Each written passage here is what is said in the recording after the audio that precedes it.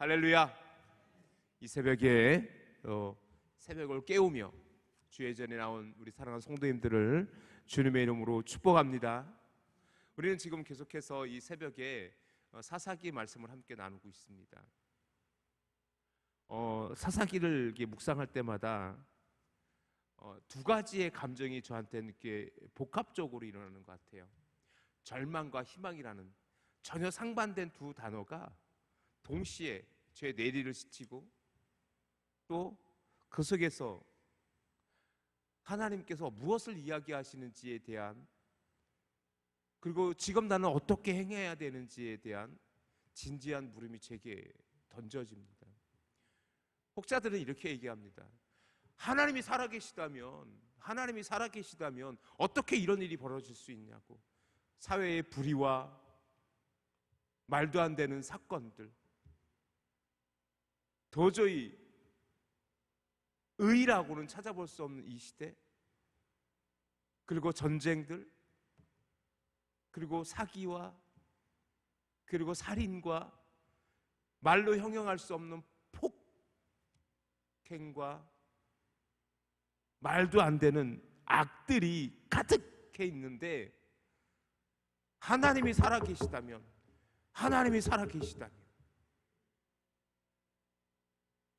여러분은 어떻게 생각하세요? 많은 이들이 신의 부재를 이야기해요. 아니, 하나님이 살아계시다면 어떻게 그런 일이 있을 수 있습니까?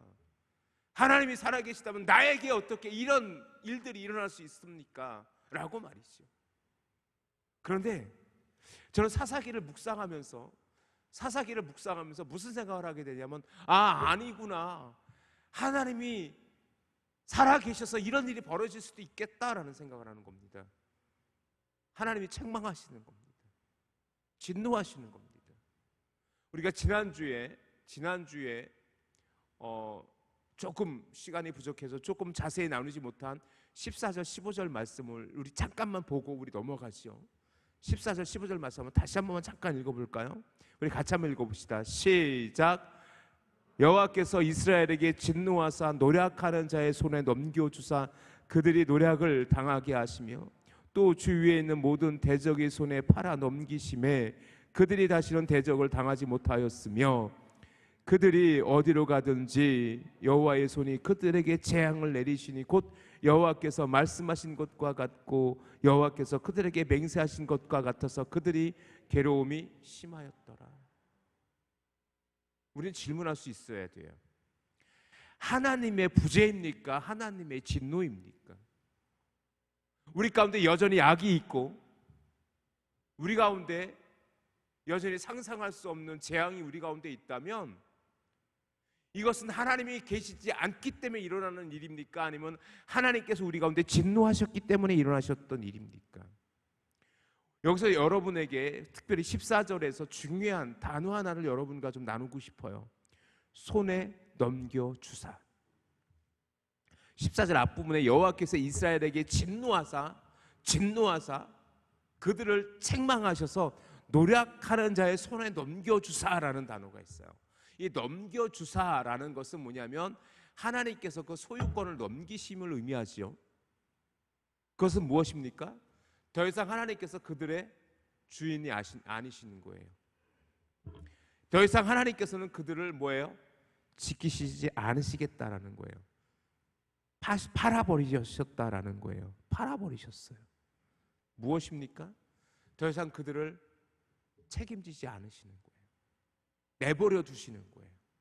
악에게 진노하사 그들의 적들의 손에서 그들의 소유권을 원래 하나님의 소유였던 그 백성들을 그들의 손에, 적들의 손에 내어 던져버리는 거예요. 더 이상 그들이 하나님이 아니시겠다라고 말씀하시는 겁니다. 왜? 그들의 패역이 너무 심했기 때문에, 그들의 악이 너무 심했기 때문에. 저는 그래서 이 지난주에 희망 없는 세대들의 이야기를 나누면서 그것이 하나님의 부재인가 하나님의 진노인가에 대해서 진지하게 우리의 물음이 던져져야 된다는 생각을 하게 됐습니다. 여러분 어떠십니까? 여러분이 만나는 고난, 여러분이 만나는 여러 가지 어려운 문제들이 하나님께서 나를 사랑하지 않으셨기 때문에 일어나는 일들입니까? 내가 만나는 어려움들이 단지 하나님께서 나에게 은혜를 베풀지 않으셨기 때문입니까? 아니면 또 다른 하나님의 계획과 하나님께서 우리 가운데 깨닫게 하시기 위한 하나님의 책망이셨습니까? 우리는 너무나도 1차원적으로 평면적으로 모든 사건을 보니까 나에게 은혜가 되면 축복이요, 나에게 힘든 일이 벌어지고 내가 감당할 수 없는 어려움이 있다면 하나님은 나를 싫어하시는 거라고 너무 단편적으로 생각해 버리니까 우리는 하나님의 뜻을 구하기 이전에 하나님에게 원망하고 되려 그래서 하나님을 떠나는 일도 얼마나 많은지 모릅니다. 그래서 여러분은 반드시 기억하셔야 됩니다. 하나님의 부재인가 하나님의 진노인가? 하나님은 부재하지 않으십니다. 오늘 설교 제목이 무엇입니까? 같이 한번 읽어봅시다. 시작. 그럼에도 불구하고 하나님의 사랑은입니다. 그럼에도 불구하고 하나님의 사랑은 여전히 놀라운 하나님의 계획 가운데 있다는 사실입니다. 그것을 우리는 어디서 알 수 있냐면 16절에서 알 수 있습니다. 16절 한번 같이 한번 읽어볼까요? 시작. 여호와께서 사사들을 세우사 노략자의 손에서 그들을 구원하게 하셨으나, 구원하게 하셨으니로 끝나야 되는데 구원하게 하셨으나로 끝나는 것에 대해서 여러분 좀 일단은 좀 포커스를 두고요. 오늘 일단 16절부터 23절의 의미들을 좀 던져보고 싶습니다. 16절에서 23절의 말씀은 전체 사사기 전체에 대한 압축이에요. 그래서 오늘 우리가 읽은 사사기 2장 16절에서 23절까지 말씀은 단순히 어떤 그 단편적인 어떤 그 말씀들이 아니라 사사기 전체를 요약해 놓은 거예요. 그래서 서론이라고도 하고 또는 예고편이라고도 합니다. 하나님께서는 그 14절 우리가 지금 14절 15절에서 읽었던 것처럼 하나님께서 진노하사 그들을 노략자의 손에 넘겨주셨어요. 대적의 손에 팔아버리셨어요. 그리고 하나님께서 그들을 진노하사 그들에게 재앙을 내리셨어요. 그죠? 그래서 하나님께서 더 이상 그들의 하나님이 아닌 것처럼 그들을 내버려 두셨어요. 이것이 하나님의 심판이셨습니다. 이것은 하나님의 부재가 아니라 하나님의 진노였던 것이요. 그런데 그럼에도 불구하고 하나님께서는 여전히 이스라엘 백성들을 사랑하고 계셨음을 무엇을 통해 이야기하시면 그들의 사사를 보내시겠다. 사사를 보내시겠다. 그래서 이제 온니엘부터 시작되어지는, 그래서 사사기에는 삼손까지 이야기가 계속되어지고 구약성경 전체에서는 마지막 사사를 사무엘로 이야기하는데 결국 온니엘부터 시작되어지는, 그리고 사무엘에서 사울왕이 세우기 전까지를 사사시대라고 하는데 그 사사시대 전체에 걸쳐서 하나님께서 어떻게 역사하셨는지 그리고 어떻게 이스라엘 백성은 점점점 폐악되어져 갔는지를 우리는 사사기를 통해서 보게 되어져요. 그럼에도 불구하고 여전히 사사기는요, 희망 없는 다른 세대 이야기를 하고 있는 것이 아니라 되려 그 희망 없는 다른 세대를 포기하지 않으시는 하나님의 사랑, 점점 절망 가운데 빠져가는 도저히 희망을 찾을 수 없는 그 이스라엘을 향하여 하나님께서는 절망만을 이야기하는 것이 아니라 또 다른 희망을 이야기하고 있음을 사사기 전체는 우리에게 이야기해 주고 있다는 사실을 우리는 앞으로 사사기를 통해서 보게 되어질 것입니다. 여전히 하나님께서 이스라엘 백성을 살아가고 계심이, 그럼에도 불구하고 이스라엘 백성을 살아가고 계셨다라는 것을 하나님께서 사사를 그들에게 세우셨다라는 것으로 통해서 이해되어질 수 있습니다. 사랑하는 성도 여러분, 기억하십시오. 하나님은 여전히 우리를 사랑하고 계십니다. 믿습니까? 여전히 하나님께서 우리 가운데 함께 하시고 여전히 우리 가운데 희망을 버리지 아니하시고 우리를 하나님께서는 다시 구속하여 주시고 우리 가운데 함께 하시길 원하십니다. 그것이 16절에 여호와께서 사사들을 세우사 노략자의 손에서 그들을 구원하게 하셨다라는 겁니다. 그런데 어때요? 여러분이 집에 가서 사사기를 한번 쭉 읽어보세요. 마치 다람쥐 쳇바퀴 돌듯 반복되어지는 이야기들이 있어요. 어떻게 정리되어질 수 있어요? 그들이 하나님을 떠나요. 하나님께서는 그들을 대적자의 손에 팔아버리세요. 그들은 그 고통 속에 부르짖어요. 하나님께서 사사를 그들에게 보내세요. 그리고 그 사사시대에 평온했어요. 오늘 18절에 기록되어져 있는 것처럼. 그리고 사사가 죽으면 또다시 그들은 하나님을 떠나요. 구원을 경험한 그들은 또다시 하나님을 떠나요. 그리고 또다시 하나님께서는 그들을 노략자의 손에 파세요. 또 다른 사사를 세우세요. 사사가 그들을 다스리는 동안 그들은 점점 평온해져요. 그리고 또다시 사사가 그 시대를 마감하고 죽게 되어지면 또다시 그들은 또 패역해요. 이것이 사사시대의 패턴이에요. 그런데 그 패턴 가운데 숨겨진 또 다른 하나의 진리를 우리가 앞으로 사사기를 통해서 보게 되어질 건데, 점점 사사들의 영성이 떨어져감을 볼 수 있어요. 온니엘부터 시작되어진 그 사사들, 입다, 기드온, 드보라, 점점점 나중에 삼손의 이야기를 이제 우리가 또 앞에 살펴보겠지만, 사사 맞아? 저런 게 무슨 사사야? 저게 무슨 저런 사람이 어떻게 하나님의 사사일 수 있지라고 의심들 정도로. 그리고 그 이후에 넘어가면, 이제 사사기 후반기에 넘어가면 사사시대의 영적인 모습들을 단편적으로 볼 수 있었던 아주 추악한 모습들을 우리는 보게 되어져요. 그런데 그것이 끝이 아니지요. 사사시대를 지나 하나님께서 사무엘을 세우시고, 사무엘 시대를 지나 사울을 세우시고, 사울을 지나 다윗 왕을 세우시면서 끊임없이 하나님께서는 뭐예요? 하나님의 구원의 역사 이루어가게 되시는데, 마침내 예수 그리스도께서 이 땅에 오심으로 말미암아 우리 모든 죄악을 의하여 십자가에 달려 죽으심으로 말미암아 하나님의 구원이 허락되어질 때까지 우리를 향한 하나님의 사랑은 계속되어지고 있음을 우리는 또다시 보게 되어집니다.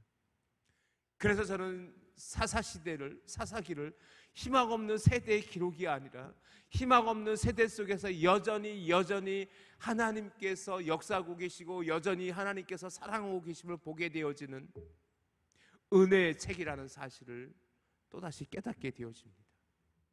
사랑하는 성도 여러분, 기억하십시오. 우리가 살아가는 세대는 하나님의 부재를 경험하는 것이 아니라 하나님의 진노를 경험하게 될 것이고, 그래서 우리는 하나님의 또 다른 사랑을 우리가 고백해야 될 수밖에 없음을 우리가 발견하게 될 것입니다. 오늘 다시 하나님께서 사사를 보내셨지만, 우리 17절 한번 보시겠습니까? 10절 한번 다시 보십시오. 17절 우리 같이 한번 읽어봅시다. 시작. 그들이 그 사사들에게 순종하지 아니하고 오히려 다른 신들을 따라가 음행하며 그들에게 절하고 여호와의 명령을 순종하던 그들의 조상들이 행하던 길에서 속히 치우쳐 떠나서 그와 같이 행하지 아니하였더라. 이게 사사시대의 단편이에요. 하나님께서 사사를 세우셨어요. 사사를 세우셨어요. 온니엘을 세우십니다. 에훗과 삼가를 세우십니다. 드보라를 세우십니다. 입다를 세우십니다. 기드온을 세우십니다. 그렇게 계속되어지는 사사시대가 계속되어지고 있을 그때 하나님께서 사사를 보냈지만 되려 어떤 일들이 벌어집니까?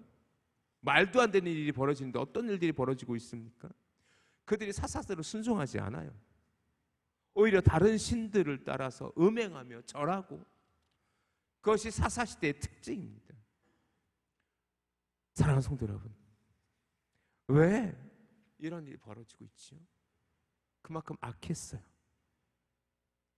그렇다고 해서 오늘 우리의 세대들은 다릅니까? 저도 수시로 복음을 전합니다. 식당 가서 심지어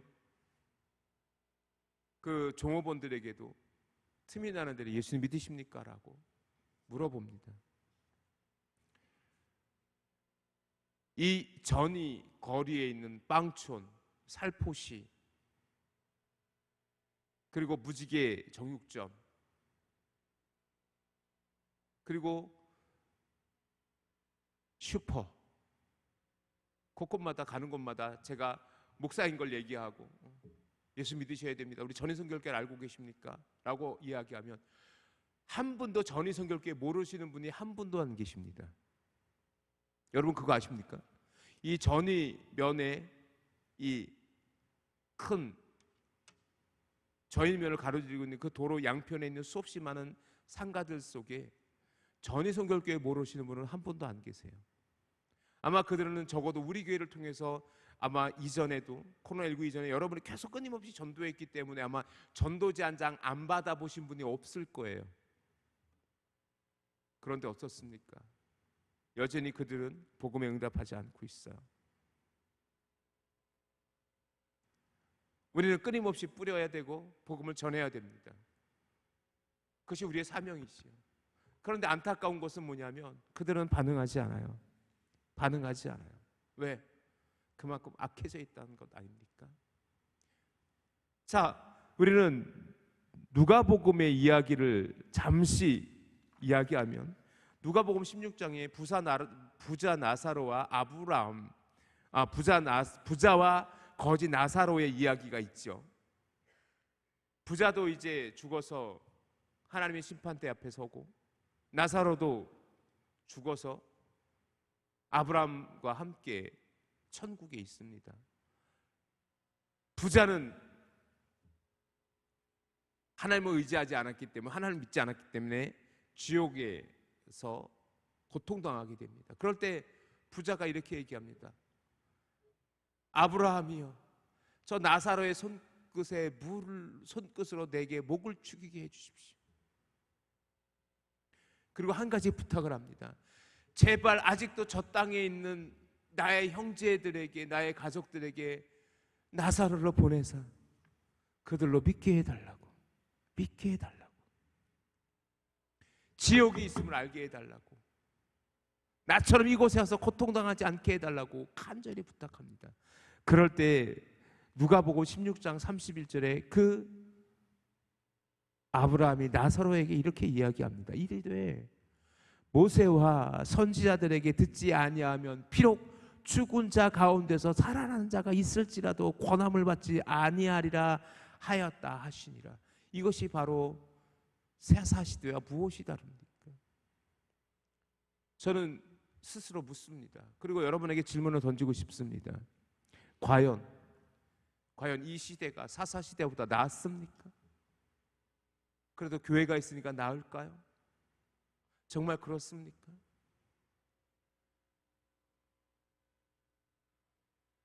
사랑하는 성도 여러분, 사사시대보다 지금 이 시대가 더 나았다라고 하면 단 한 가지가 있어야 됩니다. 그것은 뭐냐면 교회, 그리고 하나님을 두려워하는 자들이 여전히 하나님의 복음을 전하고 있다라는 사실만이 사사시대와 오늘 우리 시대를 다름을 표현하는 이야기가 되어줘야만 됩니다. 그렇기 때문에 저는 오늘 이 사사시대를 이야기하면서 또다시 그럼에도 불구하고 하나님의 사랑을 이야기하기 위해서 우리는 또다시 그 사랑을 전해야 되고 그 사랑으로 하나님을 이야기해야 된다라는 것, 하나님을 알지 못하는 이들에게 나아가 여전히 하나님이 살아계시고 예수 그리스도의 십자가의 은혜는 여전히 우리 가운데 허락되어져 있음을 다시 선포하는 삶, 그래서 희망 없는 세대에 희망이 되어지는 삶을 살아가야 된다고 믿습니다. 저와 여러분이 이제는 사사처럼 패역한 이스라엘 백성들의 구원의 도구로 사용되어질 수 있기를 주님의 이름으로 간절히 부탁드립니다. 우리가 그런 삶을 살아가야 되고 우리가 그렇게 기도해야 되고 우리가 그렇게 또다시 하나님의 사명에 눈을 떠야 됩니다. 그것이 그럼에도 불구하고 하나님의 사랑을 우리가 전할 수 있는 유일한 방법입니다. 사사시대가 사사시대일 수밖에 없었던 이유는 무엇입니까? 우리가 이미 앞에서 살펴보았던 것처럼 그들이 여호와를 알지 못했어요. 여호와가 어떻게 그들에게 행하셨는지, 어떻게 그들을 애굽에서 인도하셨는지, 어떻게 홍해를 가르셨는지, 어떻게 그들을 광야로 인도하셨는지, 어떻게 그 가나안 땅을 차지하게 하셨는지 그들이 그 다음 세대가 알지 못했기 때문에 여호와를 떠났고 그들은 그렇게 우상을 섬기고 있었던 것 아닙니까? 그것이 사사시대의 특징이고 사사시대의 원인이었다면 우리는 그것을 다시 기억하며 이 세대가 사사시대가 아니라 희망의 세대가 되어지기 위해서 끊임없이 복음을 전하고 끊임없이 하나님의 살아계심 우리의 삶 속에서 증명해 가야 되는 것 아니겠습니까? 우리 속에서도, 우리의 모습 속에서도 복음이 보여지지 않고, 우리들의 모습 속에서도 희망이 이야기되어지지 않고, 우리들의 모습 속에서도 예수 그리스도의 복음이 비춰지지 않는다면 우리는 도대체 어디서 희망을 찾을 것이고, 우리는 어디서 이 세대 가운데 하나님의 은혜를 전할 수 있겠습니까? 저는 사사시기를 묵상하면서 저와 여러분이 이 시대의 희망이라는 사실을 잊지 않기를 원합니다. 여러분들이 사사시대에 하나님께서 세우신 그 한 명 한 명의 사사처럼 그렇게 하나님의 사명을 감당하고 이 땅에서 하나님의 구원을 선포하는, 그래서 이 땅에서 패역한 세대에서 하나님의 구원을 이야기하는 그런 믿음의 사람들이 되어질 수 있기를 주님의 이름으로 축원합니다. 우리 18절 다시 한번 읽어볼까요? 18절 우리 다시 한번 천천히 읽어봅시다. 하나님이, 저는 그래서 18절 때문에, 오늘 18절 때문에 오늘 이 희망 없는 세대에서 그럼에도 불구하고 하나님의 사랑을 이야기할 수밖에 없음을 이야기하는 것입니다. 우리 18절 우리 같이 천천히 같이 한번 읽어봅시다. 시작.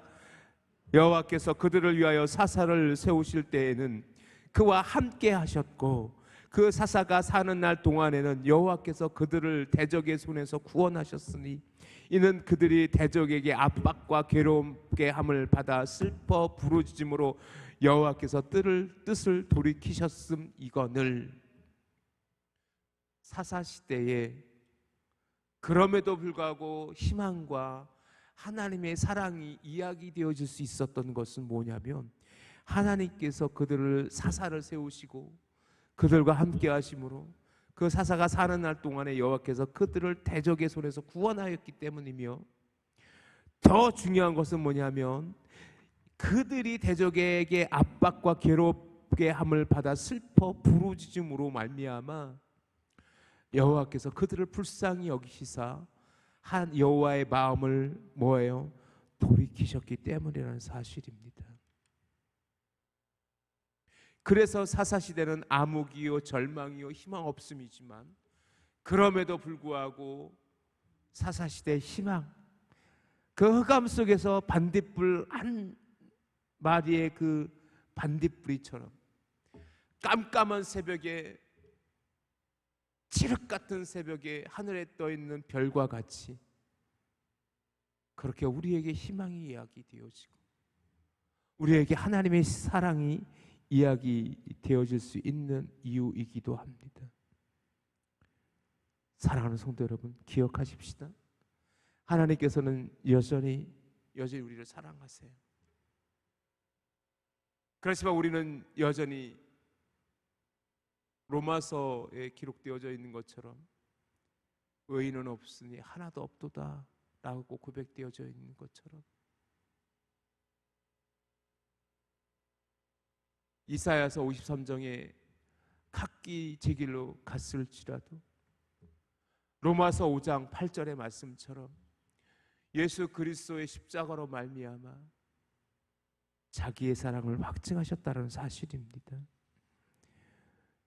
로마서 5장 8절, 우리가 아직 죄인 되었을 때에 그리스도께서 우리를 위하여 죽으심으로 하나님께서 우리에 대한 자기의 사랑을 확증하셨느니라 라고 말씀하셨습니다. 사랑하는 성도 여러분, 이제